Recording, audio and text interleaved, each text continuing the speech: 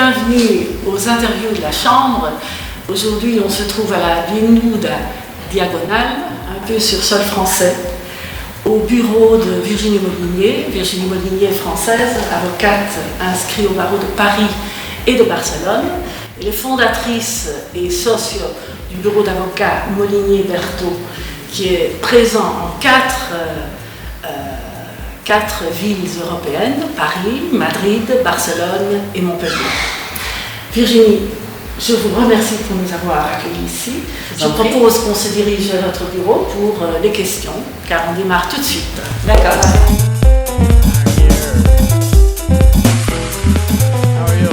Voilà, Virginie, la première question. Quand et qu'est-ce qui vous a amené à Barcelone? Alors, je suis arrivée à Barcelone en 2003. Ça fait 15 ans et demi maintenant. Et je suis venue pour le charme de Barcelone, comme beaucoup d'étrangers, avec l'intention d'y travailler. J'arrivais d'Amérique du Sud où j'avais travaillé comme avocate pour des sociétés françaises et il m'a semblé, c'était une bonne impression, que Barcelone était la ville méditerranéenne où économiquement je pouvais développer ma carrière qui était vraiment à l'international. Je trouve qu'il n'y a pas d'autres villes dans le bassin méditerranéen qui est aussi internationale économiquement que Barcelone. Oui, oui. Alors, votre clientèle ici, dans le bureau de Barcelone, est plutôt dirigée pour un service dirigé aux entreprises étrangères, principalement francophones. Quelle est la valeur ajoutée de votre bureau à ce tissu étranger d'entreprises? Alors, tout d'abord, je pense que c'est une grande expérience dans le conseil des étrangers. En effet, je pense que pour l'avoir vécu, pour le vivre depuis 20 ans que j'ai commencé ma carrière, quand on est une entreprise et qu'on se déplace, qu'on fait un développement, une expansion internationale, on a toujours besoin de repères et de savoir comment font les étrangers parce qu'il y a des mécanismes juridiques ou autres qui sont différents du pays d'origine. Notre cabinet est spécialisé en fait dans l'accompagnement des étrangers, dont nous sommes roués autant aux contrats internationaux qu'aux contentieux internationaux qui ont aussi leur spécialité.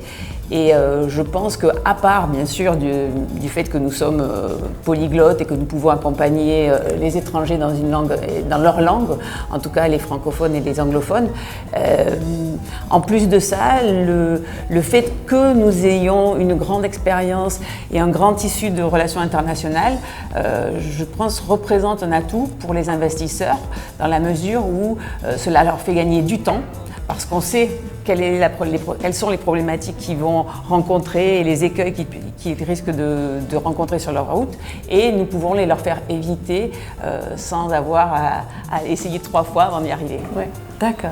Et par exemple, quand on parle de votre bureau à Paris, est-ce que la clientèle est la même le même profil international ou est-ce que là, vous vous dirigez plutôt vers les entreprises françaises parisiennes? Alors, nous avons une clientèle, disons, historique, parce que mon associé a fondé le bureau à Paris, qui est une clientèle française.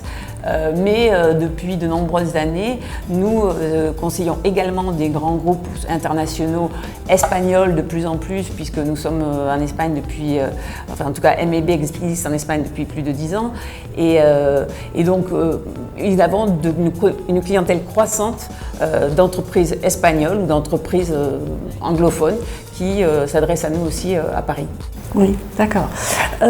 Vous publiez aussi régulièrement, Virginie, des articles sur le droit comparé, d'ailleurs très intéressants, et quand on peut, on essaye de les incorporer dans nos newsletters. En fait, on a un feedback du degré d'intérêt que portent nos lecteurs, si je puis dire, à vos articles.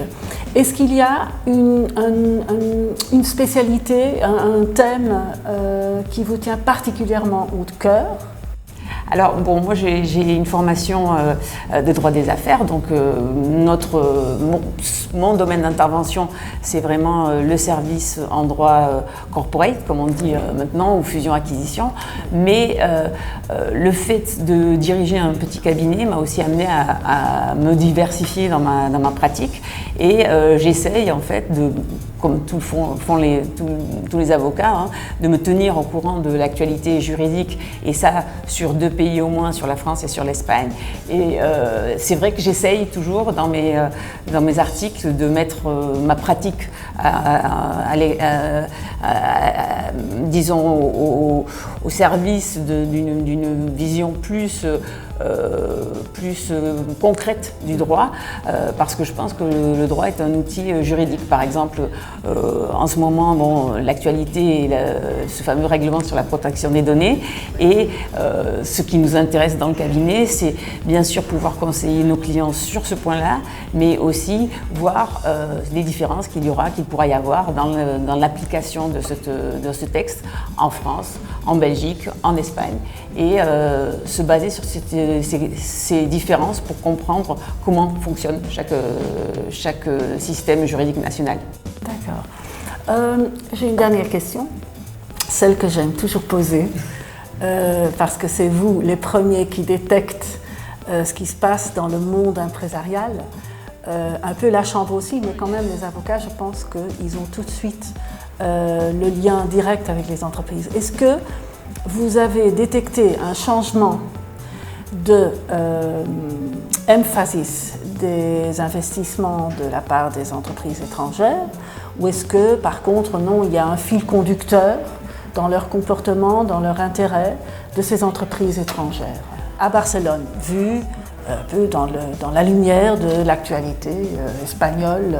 Alors, je crois qu'évidemment, tous les investisseurs, toutes les entreprises recherchent de la sécurité juridique, et c'est vrai que l'actualité mouvementée de la Catalogne, de l'Espagne, mais de la Catalogne en particulier dernièrement, avait un peu freiné ses élans. Mais depuis le début 2018, on note un regain d'activité, autant dans les secteurs traditionnels qui sont le tourisme ou l'immobilier, aussi à Barcelone très fortement les services, puisque Barcelone est une ville où la qualité de vie est importante et où beaucoup d'entreprises développent des services ici à Barcelone, et même leur base européenne à Barcelone.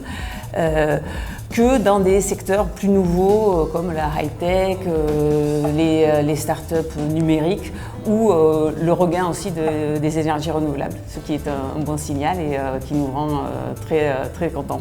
Ah, très bien, on est très heureux de pouvoir terminer sur cette note quand même positive. Virginie, je vous remercie énormément pour votre hospitalité, de nous avoir accueillis. Et pour ceux qui ont regardé, voilà, on vous anime de continuer à nous suivre et à détecter les hommes et les femmes derrière les entreprises. C'est notre passion et c'est votre découverte. Merci, au revoir. Merci.